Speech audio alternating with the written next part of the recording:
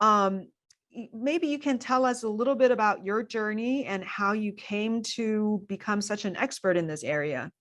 Sure. First off, it's an honor to be here. I'm grateful to be here and talking with you. I'm always humbled and, as I say, privileged to speak to people about things that I enjoy speaking about and obviously have a profound level of awareness about. So whenever I get this opportunity, I want to say, in the spirit of gratitude, thank you. And also to all the people that will eventually watch this. I'm grateful that I have a chance to speak to you too. So for my story, I'll give a really summation. Anyone who knows me has probably heard this a couple of times, but I basically was kicked in the testicles when I was 29 years old. I'm an ex-professional basketball player, so I was still playing at a really high level at a men's competitive league in West Los Angeles. And, I just crumbled over and went to the sideline and somebody subbed in for me. But about 4 or 5 weeks later, I started just having debilitating injuries, soreness. My lower back was killing me. I just didn't feel right. So I went to the doctor. And at the time, I was a high-level sales guy. I worked for the Los Angeles Times. This is way back in like 1998, 1999. I don't remember, but I know it was around then. And my PPO doctor was, as I like to say, Joy, there's no coincidences, only synchronicities, but he recommended me to an endocrinologist. And it turned out that the endocrinologist was a world-renowned Harvard-educated guy in Orange County by the name of Dr. Raymond Scruggs. And when I went to see him, he was like, look, man, I just need to take your a blood panel and look at your blood testosterone. And I was like, why would you want to do that? And he's like, just trust me. So I was like, okay, cool. And sure enough, it came back. And I had like the testosterone levels of a, hypogonadal male in his 80s, right? It was like something 220 or 230. I don't remember. I still have the lab work saved. But he's like, look, I can put you on a level of therapeutic testosterone and HCG. And I didn't know what HCG meant at that time, but he's like, I can get you on that and I can restore you and you'll be right as rain. So he's like, go home, talk to your fiance at the time, who's now my long gone. She was my first wife, but, to ask her, get confirmation from her. And so what I did, her name was Kelly. I said, are you cool with this? And she's like, well, look, you're a smart guy. Yeah, sure. Right. So he sent me first time I went into his office, his nurse injected me. But then after that, they sent me the injections in the mail and stuff like that. Again, I remember now, it was back in 1999. I was like right under the age of 30. I was like a month away from turning 30.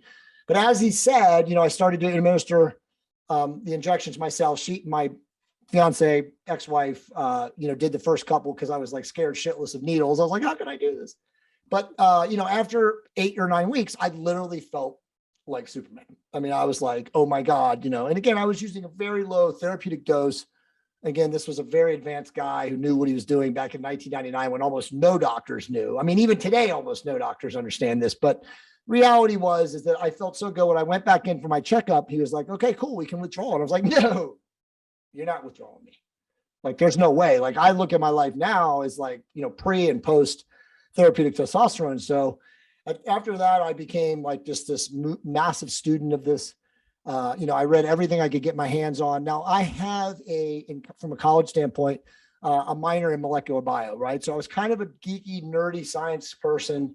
So I was reading studies. I was going on PubMed, Medline. I was getting access to everything that I could. But at that time, again, back in 2000 to 2003, there was very little information, unless you could read Russian or Bulgarian. There was not very much on using testosterone.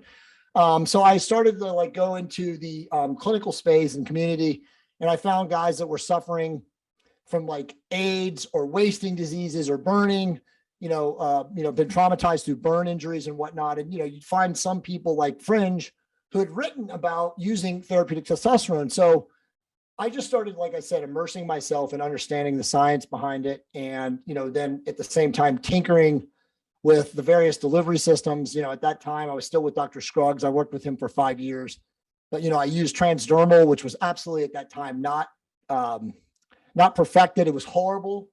It didn't work. I was really moody and just didn't feel right because, again, they didn't understand how to create the solution in the cream so that it would, go through the blood, cross the blood-brain barrier through the skin points and stuff. They also didn't know about transcrotol, which we'll talk about later.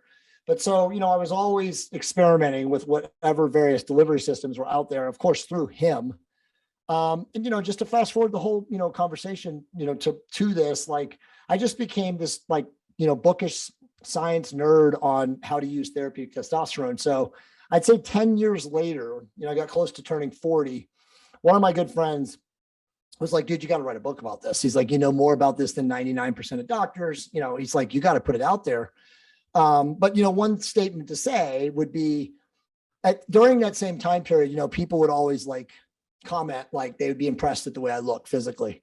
And, you know, they would ask me, and I'd always like, well, it's because I use therapeutic testosterone. So I'd always get like the looks of, interesting, tell me more, or what are you on steroids? Get out of here. You know, so it was like always one of those two things, you know, that people would like aggregate towards me to find out about it. So it was a very interesting time.